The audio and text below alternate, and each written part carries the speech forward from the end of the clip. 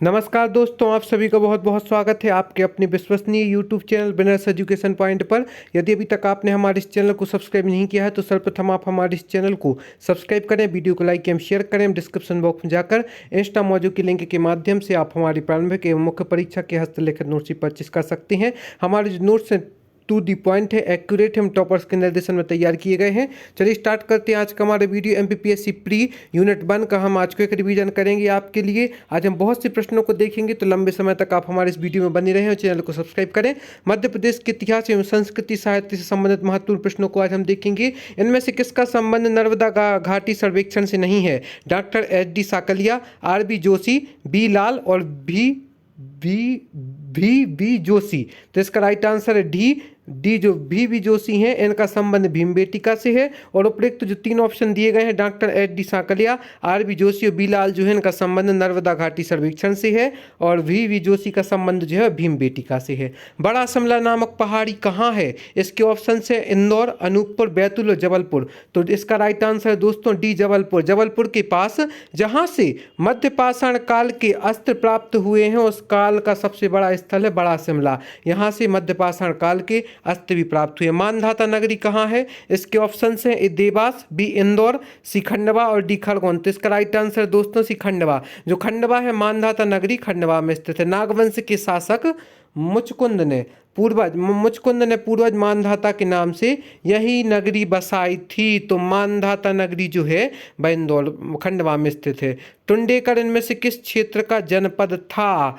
ग्वालियर क्षेत्र का, दमोह क्षेत्र का, मालवा के पूर्वी क्षेत्र का और मालवा के पश्चिमी क्षेत्र का। तो यहाँ पर हम आपको बता दें इसका राइट आंसर है भी दमोह क्षेत्र का। यह दमोह क्षेत्र का जनपद था, जबकि ग्वालियर का वत्स, मालवा के पूर्वी क्षेत्र का आकर और पश्चिम क्षेत्र का अवंती था। यहाँ पर हम आपको बता दें जो प्राचीन काल में 16 महाजनपद होते थे, उनमें से 2 चेदी और अवंती अभी वर्तमान में मध्य प्रदेश में स्थित हैं। उनके बारे में विस्तृत रूप से हम आपको बताएंगे। महाजनपद काल में मध्य प्रदेश में वर्तमान में कितने जनपद थे?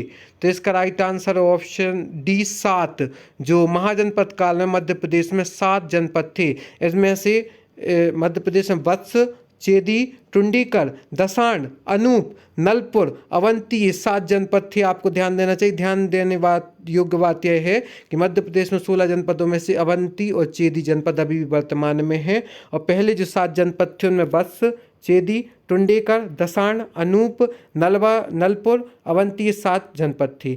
विक्रमादित्य की राजसभा में इनमें से कौन नहीं था? ए धनवंतरी, बी बेताल भट्ट, सी कालिदास और डी इनमें से कोई नहीं। तो इसका राइट आंसर है डी इनमें से कोई नहीं। तीनों नवरत्न की सभा में थे, धनवंतरी, बेताल भट्ट और कालिदास। इसके अलावा छपड़ा, कमरसिंह, शंकु और घटर पर बररुचि, बराहमेहर आदि भी प्रमुख रूप से विक्रमादित्य के नवरत्नों में से एक थे। हम आपको बता दें, यदि अभी तक आप व्यवस्थित रूप से तैयारी नहीं कर पाए हैं लेकिन आप एमपीपीएससी प्री निकालना चाहते हैं, तो आप हमारे नोट्स परचेस कर सकते हैं यूनिट 7, 9, 10 आदि के। और हमारे चैनल से जुड़कर निश्चित रूप से आप अपने अंदर का कॉन्फिडेंस बिल्कुल भी कम ना करें। यदि आप अपने अंदर उत्साह बनाए रखते हैं, आत्मविश्वास बनाए रखते हैं, तो निश्चित रूप से आप एमपीपीएससी प्री निकालेंगे।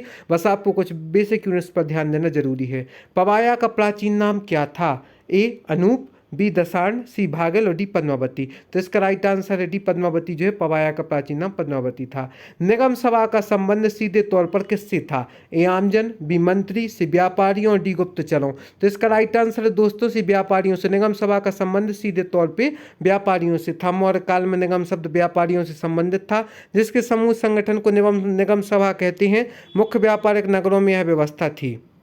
भूमिदान का प्रथम प्रमाण में अभिलेखों में कब का है? प्रथम ईस्वी, प्रथम शताब्दी ईसा पूर्व, 5वीं शताब्दी ईसा पूर्व, 4वीं शताब्दी। तो इसका राइट आंसर है बी प्रथम शताब्दी ईसा पूर्व। भूमिदान प्रथम प्रमाण में सातवाहनों द्वारा महाराष्ट्र में अश्वमेघ यज्ञ के बाद पुरोहितों को उपहार में ग्राम दान दिया। ध्यान देने वाली बात यह है कि साहित्य में पहले से वर्णित है, परंतु अभिलेख पर वर्णन सातवाहनों का आता है, जो कि प्रथम शताब्दी ईसा पूर्व का अभिलेख में प्रमाण देखने को मिलता है।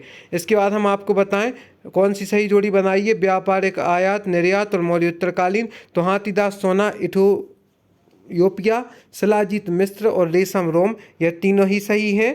जो हाथीदास सोना है वह इथोपिया पेरीप्लस के अनुसार, और औरंगजेब ने रेशम और सोने के मूल्य बराबर घोषित कर दिया था। अच्युतगामी कौन है? तो एक शासक, एक बौद्ध भिक्षु, एक नगर और एक जैन संत। तो इसका राइट आंसर दोस्तों जो अच्युतगामी है एक नगर है। किस राजा के काल में ग्वालियर किले की दीवार पर जैन प्रतिमाएं उत्कीर्ण की गई थीं? इसके ऑप्शन हैं वीर सिंहदेव, बी विक्रम देव, सी डूंगर सिंह और डी मान सिंह। तो इसका राइट आंसर दोस्तों सी डूंगर सिंह। डूंगर सिंह राजा के काल में ग्वालियर किले की दीवार पर जैन प्रतिमाओं को उत्कीर्ण कर दिया गया था। दिल्ली दरवाजा कहाँ किस नगर में स्थित है? इसके ऑप्शन हैं ए ग्वालियर, बी जबलपुर, सी अशोकनगर और डी खंडवा। तो इसका राइट आंसर इसी अशोकनगर में दिल्ली दरवाजा अशोकनगर में स्थित है। चंदेरी किले में दिल्ली दरवाजा है जो होशंग शाह के समय बनवाया गया था।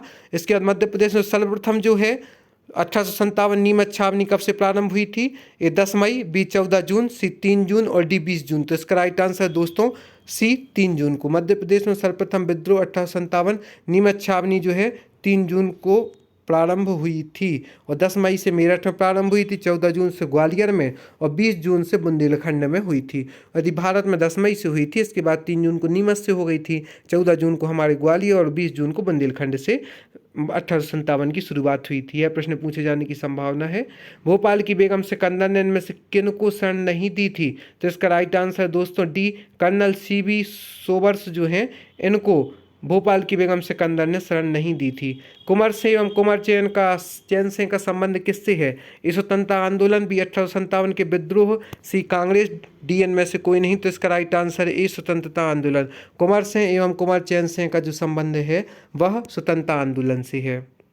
भोपाल रियासत भारतीय संघ में कब सम्मिलित हुई? ए 1 नवंबर 1956, बी 26 नवंबर 1949, सी 1 जून 1949 और डी 26 जनवरी 1950। तो इसका राइट आंसर दोस्तों 1 जून 1949। भोपाल रियासत भारतीय संघ में 1 जून 1949 को सम्मिलित हुई है, जबकि हमारा जो देश है वह 15 अगस्त 1947 को आज़ाद हुआ था, लेकिन जो भोपाल रियासत है वह भारतीय संघ में 1 जून 1949 को सम्मिलित हुई थी। यह आपको व्यवस्थित रूप से ध्यान रखना है। इसके बाद मध्य प्रदेश में कितने भू अवेष्टित राज्यों से सीमा साझा करता है? 5, 6, 1, 3। तो इसका राइट आंसर है दोस्तों सी 1। मध्य प्रदेश में कितने भू अवेष्टित राज्यों से सीमा साझा करता है?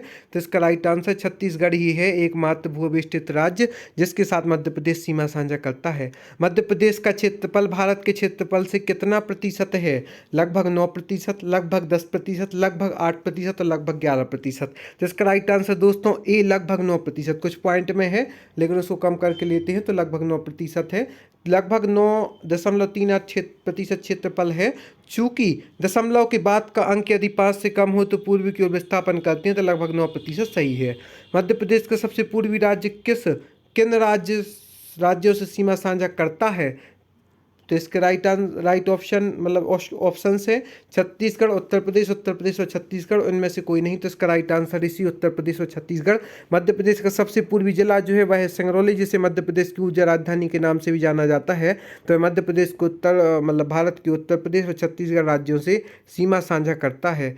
गणेश शंकर रावण विवाह जलजलिया जो है किससे संबंधित है? मंदिर, चित्रकारी, गायन शैली, गुफाएं। तो इसका राइट आंसर डी गुफाएं।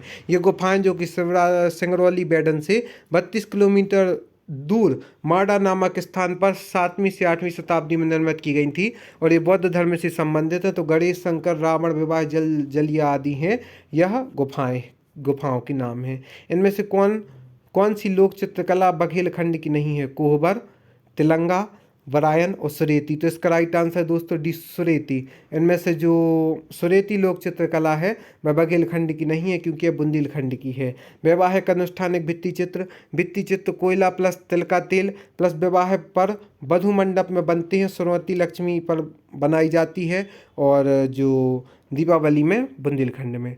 नाना साहेब पान किस वाद्य यंत्र से जुड़े हैं? इस सरोंद, बी मृदंग, सी परवावज और डी सितार। तो इसका राइट आंसर दोस्तों भी मृदंग। नाना साहेब पान जो हैं वह मृदंग वाद्य यंत्र से जुड़े हुए हैं। मारना किन क्षेत्रों की चित्रकला है? ए मालवा, सी बी निवाड़, सी मालवा व निवाड़ दोनों और डी मालवा व बुंदेलखंड। तो इसका राइट आंसर दोस्तों सी जो मारना है वह चित्रकला है मालवा एवं निवाड़ की। भूमि पर बनाई जाने वाली ज्यामिति चतुर्भुज त्रिभुज पर आधारित रेखा चित्र है। यहाँ पर हम आपको एक्सप्लेनेशन भी देते जा रहे हैं ताकि आपको किसी प्रकार की कोई परेशानी ना हो।